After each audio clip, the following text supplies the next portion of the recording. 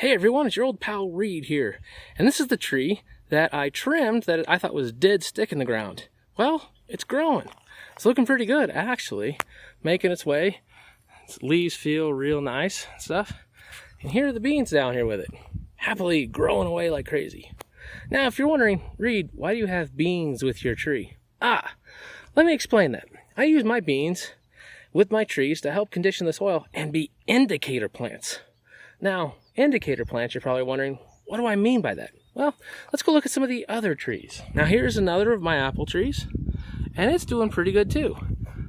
It's getting big on the leaves. They feel nice. And the beans here, they're progressing, just moving along.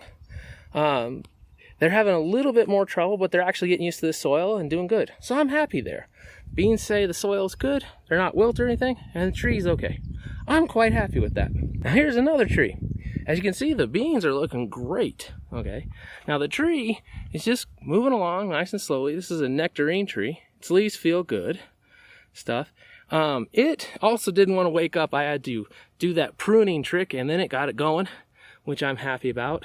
I think this top part may not be completely alive. I'm going to check into that. But it's going, and the beans look real good. Yeah, real happy with that. Now here's one of my Montermacy cherries I just got into the ground. Had to replace one that died, and this one's doing really well. We have nice new growth right up here, which is really good. It's moving along there. And the beans down here are looking nice. I'm very happy about that. And this tree is just growing away. Very happy. I really appreciate it when the trees are doing what they're supposed to. And the beans, like I said, perfectly good. Let's look at one other thing and start getting to the point. This tree is not happy. It's not happy at all. But the beans, they're actually all right. Not a huge issue there. Now, something chewed off my other two beans here. I'm not sure what decided to just chop their heads off and eat them. I don't know. But it was, I'm probably guessing, a rabbit or something. But the beans, they're okay.